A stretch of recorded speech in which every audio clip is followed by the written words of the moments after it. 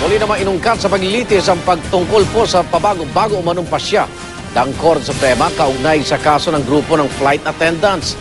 Isa sa mga ipinunto ay kung bakit si Chief Justice Renato Corona lang ang napupunteriya.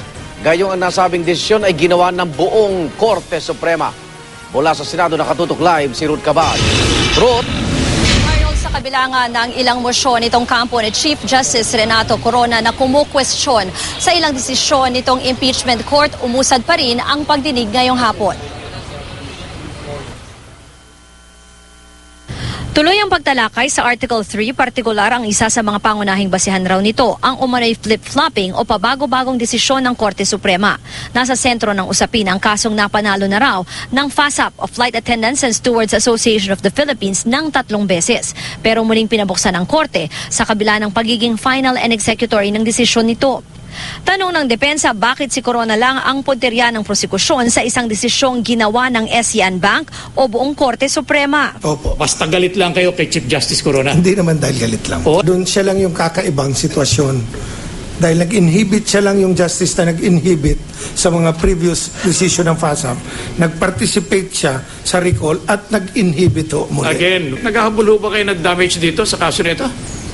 Kaya nyo sinabing nagdamdam kayo, nag-emotionally involved kayo, ganito and so on? Wages po ng mga kasamahan namin. Hindi, kayo po. Hindi ko tinatanong yung kasamahan ninyo. Hindi nyo kayang sagutin yun. Hindi po.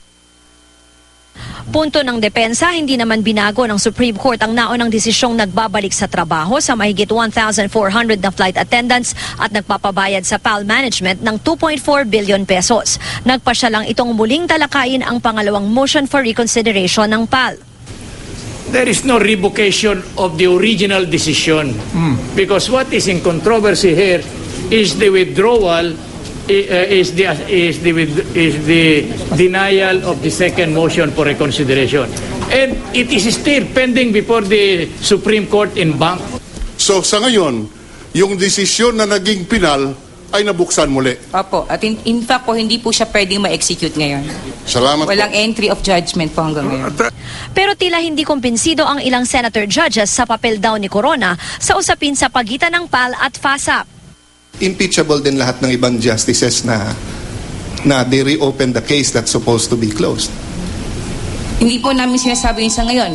Hindi po yun naging bahagi ng aming paghahanda. No, the reason ay kailangan ipakita nyo Opo.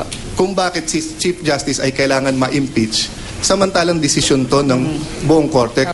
Pinagsumitan na lang ulit ng legal memorandum ang prosekusyon para palawigin pa ang sagot nila sa isyong ito. Kasabay nito, giniit na rin muli ng prosekusyon ang aksyon ng impeachment court sa request nilang ipasabina ang ilang maestrado ng Korte Suprema. Arnold, pagkatapos nga niyang testimonya nitong FASAP ay sinuspenda muna ng Korte yung diskusyon dito sa Article of Impeachment number 3 dahil sa ngayon wala nang iba pang maiharap na testigo ang prosekusyon kaugnay niyan. Arnold? Maraming salamat, Ruth Cabal.